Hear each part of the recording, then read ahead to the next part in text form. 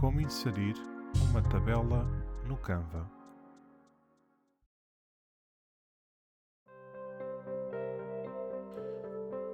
Olá, bem-vindos a mais um vídeo tutorial da Rata ADCC. Neste vídeo vamos aprender como inserir uma tabela no Canva.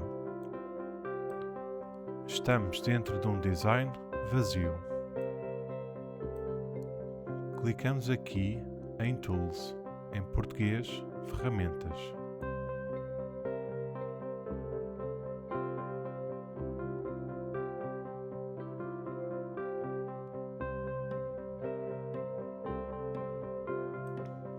Clicamos em Tables, Tabelas.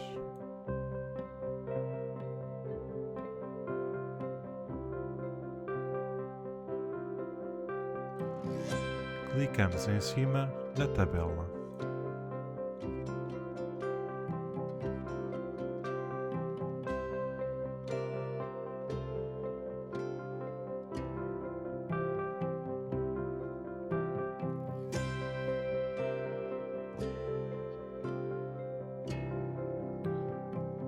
Clicamos aqui e temos opções relacionadas com a tabela.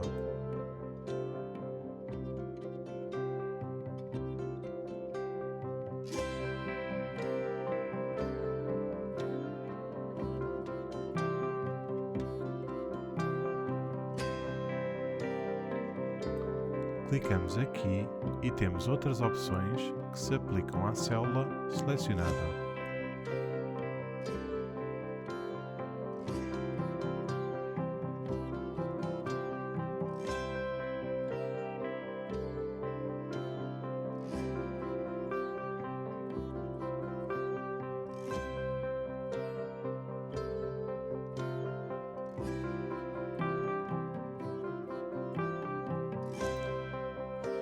Espero que tenham gostado.